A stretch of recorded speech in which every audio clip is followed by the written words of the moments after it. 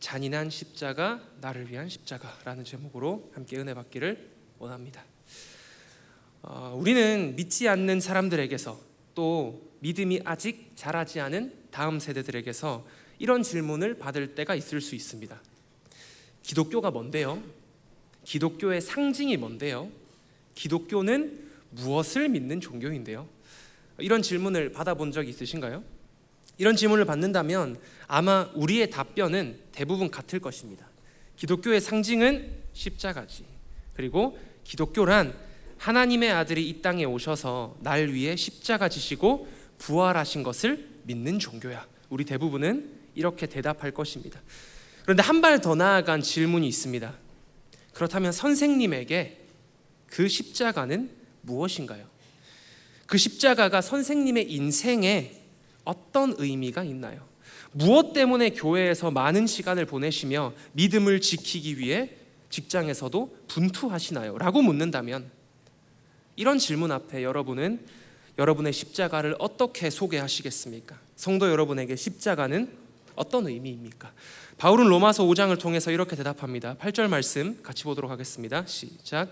우리가 아직 죄인 되었을 때에 그리스도께서 우리를 위하여 죽으심으로 하나님께서 우리에 대한 자기의 사랑을 확증하셨느니라.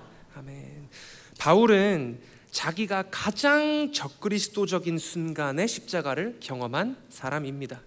잘 아시다시피 바울은 예수 믿는 사람을 죽이러 가는 길에 극적으로 십자가를 경험했습니다.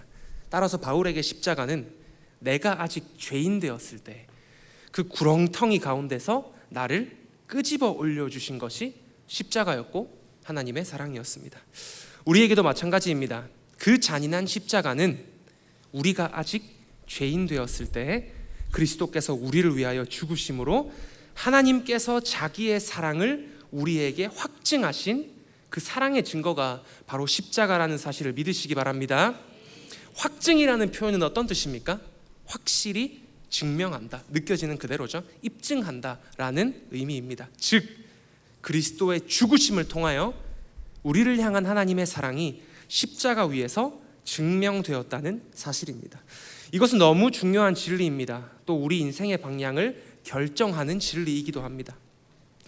방금 드렸던 질문, 즉 나에게 십자가는 어떤 의미인가? 라는 질문으로 돌아오면요, 그 질문이 때로는 우리 밖에서 누군가에게, 자녀에게, 직장 동료에게 들려오기도 하지만 우리의 내면에서도 이런 질문이 생길 때가 있습니다. 나는 왜 이렇게 남들과는 다른 유별난 삶을 살지? 나는 왜 교회 다니지 않는 보통의 사람들처럼 마음 편하게 못 사는 걸까? 그렇다면 나에게 십자가는 대체 뭘까? 세상이 우리에게 기독교와 십자가에 대해서 물을 수 있듯이 우리 내면에서도 동일한 질문이 일어날 수 있다는 것입니다. 여러분에게 십자가는 무엇인가요? 정직하게 돌아보는 이 밤이 되었으면 좋겠습니다. 또 그 십자가가 여러분에게 얼마나 가치 있는 것인가요? 여러분에게 십자가는 정말 인생을 내어놓고 싶을 만큼, 어린이 찬양에 있듯이 집 팔고 땅 팔고 냉장고 팔 만큼 가치 있는 것이 여러분에게 십자가이신가요? 우리 인생에 최고로 가치 있는 것은 오직 십자가뿐임을 믿으시기 바랍니다. 갚아도 갚아지지 않는 최고의 사랑이 우리를 위한 십자가 사랑인 것입니다.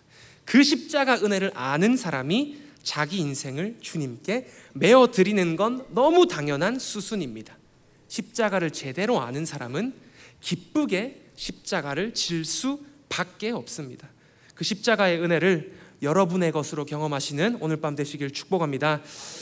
여러분은 최근에 어떤 선물을 받아보셨나요?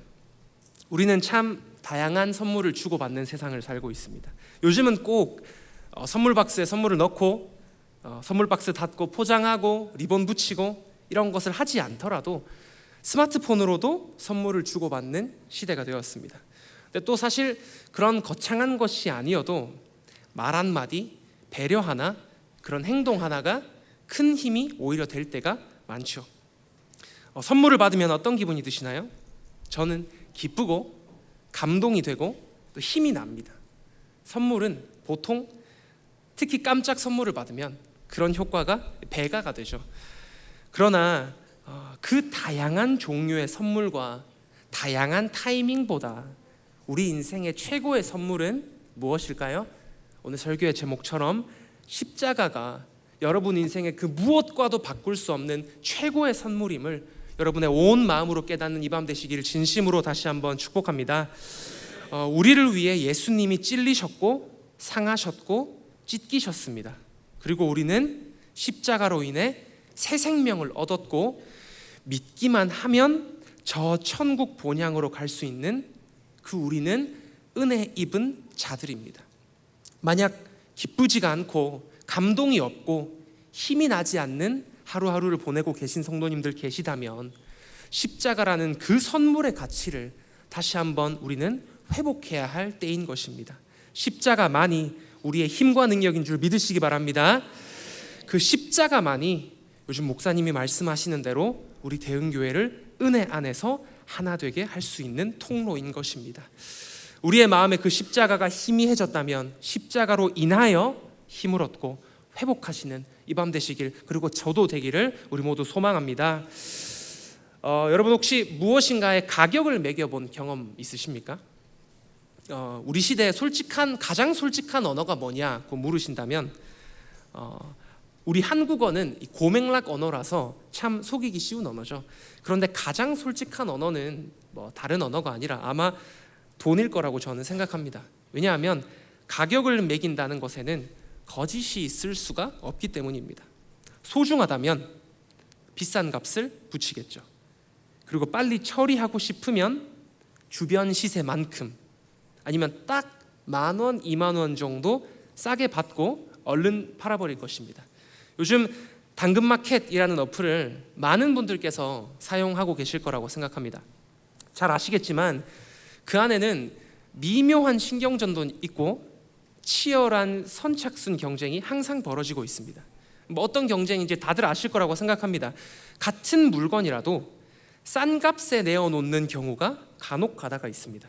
이유는 다양하겠지만 그 이유들을 요약해보면 그 물건을 같은 물건이지만 같은 상태이지만 급도 나누죠. S급, A급, 민트급 다양한 말이 있는데 같은 물건이지만 비교적 덜 소중히 여기는 사람이 있다는 것입니다. 어떤 경우일까요? 선물을 받았는데 내가 이미 같은 물건을 가지고 있거나, 아니면 가격이 싸다고 덥석 사두었는데 1년이 지나도록 사용하지 않거나, 아니면 저희 집에도 그런 물건이 있는데 그런 물건입니다. 그런 거 냉장고를 바꾸면 주는 소형 가전, 두유 제조기, 아니면 믹서기, 그런 굉장히 작은 것들 우리는 덤으로 받습니다. 그런데 그런 것에 각자 매기는 가치가 다르기 때문에 참 다양하게 가격이 다르게 정해지는 것을 당근마켓에 접속해 보시면 아실 수 있을 것입니다. 저도 당근마켓으로 물건을 꽤 많이 사고 팔아 보았습니다. 제가 갖고 있는 전자기기의 대부분은 우리 당근마켓에서 온 친구들이고요. 물론 이 아이패드도 당근 출신입니다. 살 때는 항상 설레고 재밌습니다. 비교하는 것도요. 근데 그와 반대로 물건을 팔 때는 참 아쉽고 값을 매기기가 힘든 순간이 있더라고요. 특별히 기억이 많을수록, 추억이 많을수록, 내가 이거 대학교 입학할 때 샀던 건데, 이런 뭔가 추억이 있으면 가격을 매기기가 참 힘들더라고요. 성도님들도 무언가를 팔아보셨습니까? 만약 정이 있는 물건이나 정든 집, 정든 차, 그런 것들을 처분할 때 그 안에 추억이 있고 많은 내 흔적이 남아있는 물건이라면 남들이 그 물건을 뭐라고 판단하던 간에, 가격을 얼마로 알아보던 간에 팔기가 참 아쉽고 가격을 매기기가 곤란한 순간들이 있습니다. 때로는 값을 매기기가 너무 어려워서 차라리 그냥 주변 지인에게 헐값으로 넘기는 게 마음 편할 때가 있습니다. 제가 긴 이야기를 했는데요. 말씀드리고 싶은 것은 가격이라는 것은 참 솔직한 언어라는 것입니다. 그리고 진짜 소중한 것들은 가격을 매기기조차 어렵다는 특징이 있다는 것입니다. 가정을 하나 해볼까요? 세상에서 가장 솔직한 가격이라는 지표를 여러분이 여러분에게 하나님이 허락하신 최고의 선물 십자가에 달아본다면 그런 상황은 없겠지만 여러분의 삶을 통해 그 가격을 산출할 수 있다면 여러분은 여러분의 십자가에 얼마의 가격이 써붙여져 있을 것 같으십니까? 인류 모두를 향한 거창한 십자가를 말씀드리는 것이 아닙니다. 바로 죄인된 저를 향한, 여러분 한 사람 한 사람을 향한 그 예수님의 보혈, 그 십자가의 가격이 매겨진다면 얼마가 써붙어 있겠냐, 그 질문입니다. 여러분은 십자가의 가치를 잘 알고 있으며 소중히 여기고 계십니까? 물론 우리 모두가 같은 답을 할 것입니다. 거기 가격을 써내라고 견줄지를 드린다고 해서 거기다가 막 몇백만 원, 몇억 이렇게 쓰시는 분은 아마 아무도 없으시겠죠. 값을 매길 수 없기 때문입니다. 십자가가 무엇입니까? 우리는 죄 때문에 지옥 불구덩이로 던져질 수밖에 없었지만 그런 우리가 천국 가게 된 유일한 방편이 십자가입니다. 그리고 단 한 사람의 순종으로 믿기만 하면 천국에 갈 수 있게 된 사건이 십자가입니다.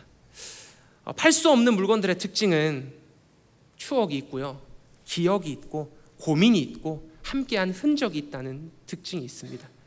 그 십자가를 정말 온 마음으로 믿어서 우리의 십자가가 어느 가게의 가판대에 섰을 때 우리의 흔적과 고민과 기도와 하나님의 사랑이 묻어있는 우리 한 사람 한 사람의 십자가가 될 수 있기를 소망합니다. 우리는 그 십자가 덕분에 사망이 왕노릇하던 세상에서 새 생명을 얻게 되었습니다. 그런데 우리가 그 십자가에 어떻게 감히 가격을 매길 수 있겠습니까? 제 손에는 여기 보시면 여기 있습니다. 이 반지가 하나 있습니다. 반지가 있는데요, 아마 안 보이실 거라고 생각합니다. 반짝반짝 빛나는 이 반지가 있는데요, 저는 이 반지를 중학교 3학년 때부터 껴왔습니다. 순결 서약식이 끝나고 그때는 은반지를 주는데 그 반지가 구겨지고 나서 부모님께 새로 맞춰달라고, 중학교 3학년에 그런 패기가 있죠. 당시 생일 선물로 반지를 하나 해달라고 했던 기억이 있습니다. 그때 당시 제 마음은 그랬습니다. 하나님과 순결 서약식 반지가 구겨지는 게 마음이 아팠고 그 순결 서약식 반지를 진짜 결혼하기 전까지 끼고 있고 싶었고, 그래서 좀 단단한 반지가 갖고 싶었습니다. 그래서 각인도 가능하더라고요. 그래서 각인도 돼 있습니다. 이것도 중학교 3학년의 패기가 보이는 문구인데요, No turning back이라고 쓰여져 있습니다. 무슨 포인트가 아닌데 저는 진지했던 멘트입니다. 그러니까 진짜 특히 순결의 영역에 있어서 뒤돌아서지 않고 싶은 마음이 그 어리디 어린 중3 순결 서약식 마친 저에게 있어서 스스로 만지면서 멋있다는 생각을 했지만 그런 제 중심이 담겨있는 반지가 지금도 끼고 있는 이 반지입니다. 소중하니까요, 잃어버리기가 싫더라고요. 그래서 늘 끼고 살았습니다. 제가 당시 제자비전 학교에 다닐 때 수영장에서도 늘 끼고 있었고요. 왜냐하면 탈의실에 놔두면 무조건 잊어버릴 거라고 하더라고요. 그리고 헬스장에서도, 군대에서도, 대학에서도 저는 반지를 빼지 않았습니다. 그래서 거칠어졌고 원래 되게 은빛이었는데 색도 바랬습니다. 너무 소중하니까 빼지 않게 되더라고요. 항상 끼고 어디든 동행하게 되더라고요. 여러분은 동행의 관점에서 봤을 때 십자가를 진심으로 소중히 여기십니까? 늘 끼고 사는 반지처럼 십자가와 함께하는 인생, 십자가 지는 삶을 실제로 살고 계십니까? 그 관점에서 우리는 정말 냉정하게 내 삶을 통해 십자가의 가격이 매겨진다면 얼마짜리 가격표가 붙어 있는 것이 나의 십자가인지 돌아보아야 합니다. 십자가의 은혜를 온전히 회복하시는 이 밤 되시기를 축복합니다. 십자가에 제 값을 매길 수 있는 지혜가 참 지혜구나 라는 생각이 로마서 6장을 묵상하면서 참 많이 들었습니다. 로마서에서 사도 바울은 3장부터 8장에 이르기까지 십자가에 대해 굉장히 깊이 있게 다루고 있습니다. 오늘은 특별히 5장과 6장의 두 부분을 살펴보며 십자가는 얼마나 값진 것인지, 또 하나님이 우리에게 십자가를 주시며 원하시는 것은 무엇인지 함께 살펴보고자 합니다. 먼저 로마서 5장을 살펴볼 텐데요, 6절에서 8절 함께 읽었으면 좋겠습니다. 시작. 우리가 아직 연약할 때에 계약대로 그리스도께서 경건하지 않은 자를 위하여 죽으셨도다. 의인을 위하여 죽는 자가 쉽지 않고 선인을 위하여 용감히 죽는 자가 혹 있거니와 우리가 아직 죄인 되었을 때에 그리스도께서 우리를 위하여 죽으심으로 하나님께서 우리에 대한 자기의 사랑을 확증하셨느니라. 아멘. 로마서 5장에는요 예수님이 우리를 위해 언제 죽으셨는지 그 때에 관한 말씀이 방금 읽은 구절에 적혀 있습니다. 오늘 본문을 보면 예수님께서 언제 우리를 위해 십자가에 못 박히셨나요? 그 타이밍이 두 번 등장하는데 6절과 8절에 두 번 서술됩니다. 우리가 아직 연약할 때, 따라해 볼까요? 우리가 아직 연약할 때, 우리가 아직 죄인 되었을 때, 예수님은 절대 우리가 구원받을 만한 상태일 때 십자가에 달리신 것이 아닙니다. 예수님은 인간들이 좀 나아질 만한 때에 찾아오시는 분이 아닙니다. 예수님은 우리가, 저와 성도님들이 여전히 더러운 죄인일 때 우리를 위해 십자가에 달리신 분이 예수 그리스도이십니다. 그런데 이 은혜 가득한 로마서 5장, 또 성경의 이야기가 은혜로 느껴지지 않는 경우가 딱 하나 있습니다. 딱 한 경우에 십자가 사건이 마음에 와닿지 않을 수밖에 없습니다. 바로 내가 죄인임을 모른다면 십자가 사건이 은혜로 느껴지지 않을 수밖에 없습니다. 예를 들어서 빚이 한 푼도 없는 사람에게 어떤 자산가가 가서 내가 너의 빚을 다 갚아줄게 라고 말한다면, 빚이 없는 사람이라면 당연히 그 빚 갚아주는 사람의 감동이 있을 수가 없는 상황입니다. 그 기쁨이 1도 있을 수가 없는 상황입니다. 그처럼 십자가 은혜도 내가 철저한 죄인임을 먼저 알아야 그 크신 십자가 은혜가 우리에게 값진 것으로 느껴지는 것입니다. 여러분은 정말 여러분의 전심으로 여러분 스스로가 철저한 죄인임을 인정하십니까? 아멘이십니까? 선한 것이 아무것도 없고 죄로 가득 찬 것이 바로 우리의 육입니다. 내가 죄인임을 인정해야만 십자가의 은혜가 내게 들어올 수 있습니다. 왜냐하면 십자가는 죄인들을 위한 것이기 때문입니다. 예수님의 사역은 죄인들을 위한 것이기 때문입니다. 그렇다면 죄인이라는 것을 우리는 어떻게 알 수 있을까요? 누가 알게 할까요?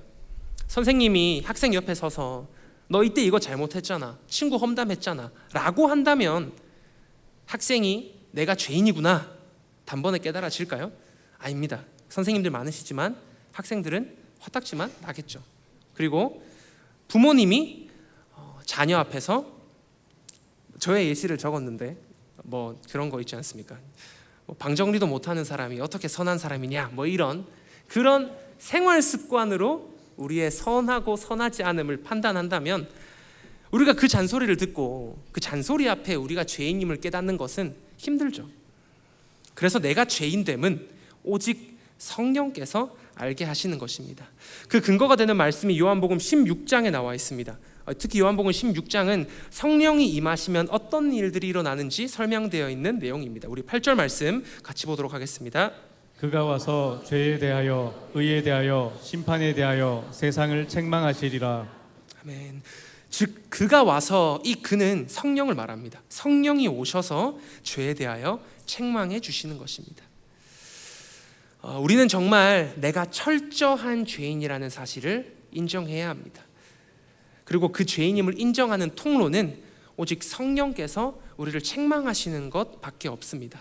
오늘 예배 가운데 특별히 우리 다음 세대 친구들이 예수님에 대한 갈망, 십자가 앞에 엎드려짐, 이 없는 이유가 무엇인지 진단한다고 했을 때 아마 대부분의 이유는 내가 철저한 죄인임을 알지 못해서일 거라고 확신합니다. 오늘 예배 가운데 특별히 이 자리에 있는 다음 세대 친구들 가운데 내가 정말 하나님 앞에 죄인이구나, 죄인 중에 괴수구나, 그것을 깨닫게 되는 은혜가 성령께서 운행하실 때 반드시 있는 오늘 밤 될 줄로 믿습니다. 사도 바울조차 스스로를 죄인 중에 괴수라고 표현합니다.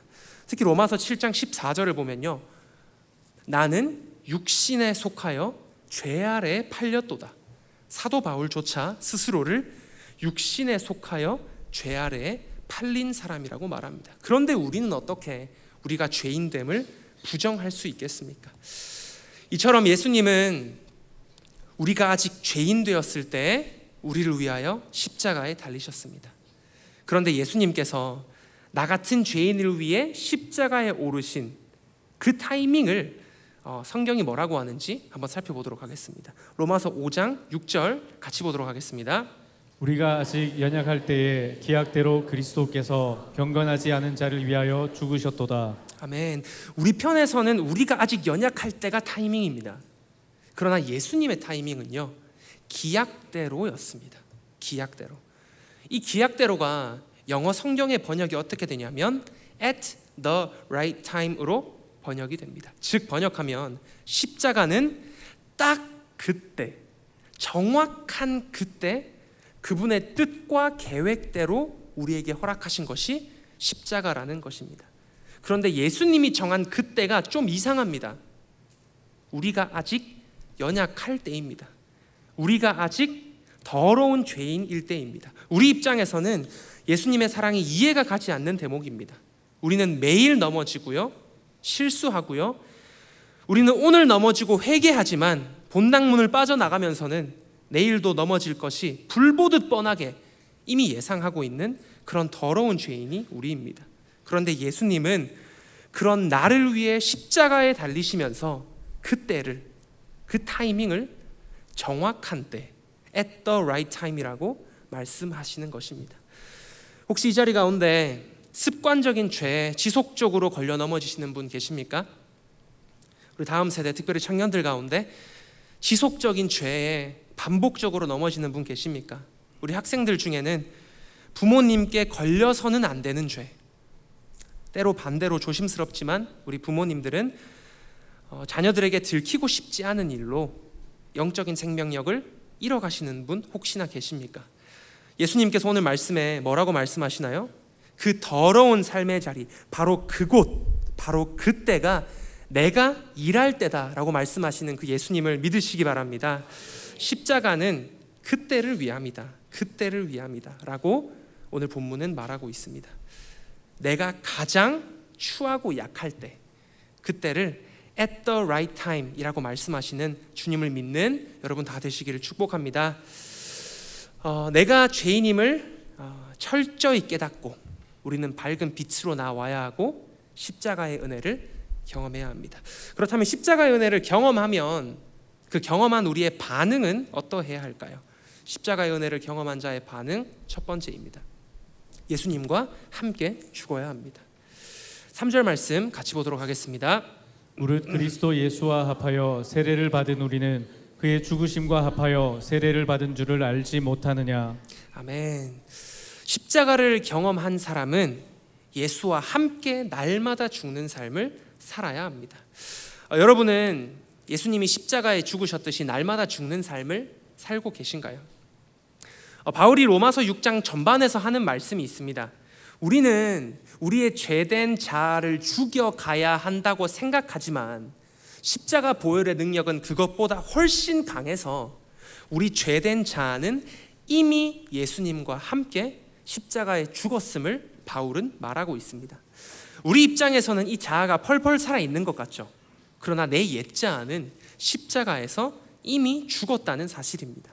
따라서 믿기만 하면, 십자가로 다시 한번 나의 마음을 채우기만 하면 우리는 이미 죽은 자로서 죽는 삶을 살 수 있다고 로마서는 말하고 있습니다. 우리의 죄된 자아가 십자가에 이미 예수님 능력으로 못 박혔음을 믿으시기 바랍니다. 그러나 나를 죽이며 사는 일은 우리의 일상에서는 참 어려운 일 같습니다. 이 세상에는 수많은 사람들이 있습니다. 그 사람들과 더불어 살다 보면 우리의 사실 성질 하나 죽이는 것도 너무나 어려운 일처럼 느껴집니다. 그러나 성경은 단순한 양보나 속을 삭히는 것, 그런 것을 훌쩍 뛰어넘는 요구를 우리에게 하고 있습니다. 바로 죽으라는 것입니다. 관계적인 영역뿐만 아니라 성경은 내 죄된 옛자 전부를 죽이라고 말합니다. 내 감정이 욱하고 올라오면 죽여라. 왜냐하면 이미 예수 보혈로 죽은 것이기 때문에. 죄의 충동이 휘몰아치면 그 마음을 죽여라. 왜냐하면 이미 내 육은 십자가에 못 박힌 것이기 때문에. 내 자아가 불쑥 튀어나오면 그 마음을 죽여라. 왜냐하면 예수 보혈의 능력이 있기 때문입니다. 그렇다면 어떻게 하면 옛자아를 죽일 수 있을까요? 라는 질문에 우리는 어떤 답을 내릴 수 있을까요? 불쑥불쑥 찾아오는 우리의 자아, 반갑지 않은 죄성, 매일 맞이하는 우리의 실수들, 그것 가운데 우리는 어떻게 하면 하나님이 원하시는 대로 살 수 있을까요? 방법은 단순하지만 오직 하나였습니다. 오직 십자가인 줄 믿으시기 바랍니다. 날 위해 죽으신 십자가를 믿고 그 은혜가 얼마나 큰지 경험하고 그 빚진 자로서 그 빚진 마음으로 하루하루 살아가는 것 그 자체가 능력이 있습니다. 우리는 사소한 툴을 원합니다. 어떻게 하면 죄를 이길 수 있을까? 어떻게 하면 매일을 승리할 수 있을까? 그러나 십자가의 능력은 의심할 여지가 없이 큰 것이기에 우리의 모든 부족을 덮고도 남는 것이 십자가임을 기억하시기 바랍니다. 네, 다음 두 번째, 십자가의 은혜를 경험한 자의 반응. 두 번째는 하나님이 원하시는 삶을 살아가야 합니다. 우리 로마서 6장 4절 말씀 같이 보도록 하겠습니다.